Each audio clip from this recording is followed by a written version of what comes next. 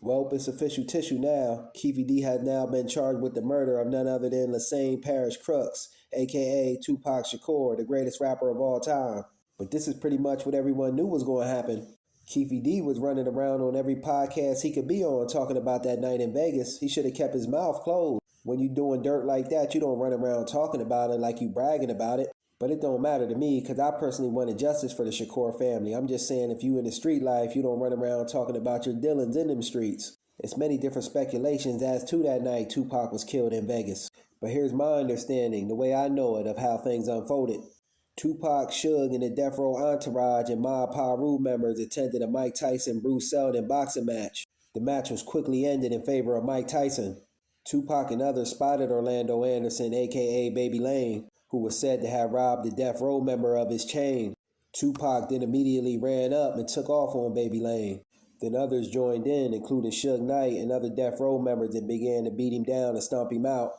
Later that night, Orlando Anderson linked up with his uncle Keefe D, Big Dre, and others, who were in a white Cadillac when they spotted Tupac and Suge in a BMW. To my understanding, Big Dre was given the gun by Keefe D, but he got scared. Then Orlando took the gun and said, "I'll do it." And you know the rest is history. I'm glad some kind of closure can be brought to the Shakur family, if you can even call it that, because no one's addressing the elephant of the room but Diddy paying for the hit, which he was supposed to have given him $1 million, but he never paid. Keefe D, to my understanding, is only coming out about this and only came out about this because he's now suffering from cancer.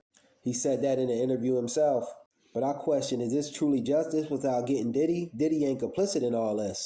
But Keefe D basically told on himself they gave him enough rope to hang himself.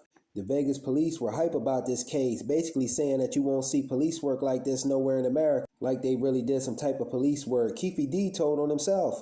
Stop trying to produce low-hanging fruit. Go after Diddy if you really want to produce justice. Diddy's name has been tied to numerous things, from the murder of Kim Porter, Biggie, to the Tupac murder. But let me guess, he got money, so he gets to ride off into the sunset. But Keefe D gonna have it rough in jail because Tupac was loved by everyone. He was loved by the world. And this crosses gang barriers and races of people. Tupac never got the chance to grow and get back to that revolutionary black music that he first came out with. Just a little bit of time he lived, he was able to make a huge impact on the world. Imagine if he was able to live and grow and live past the age of 25. 25, he was still just a baby. But RIP to the Don, the best to ever do it in my opinion.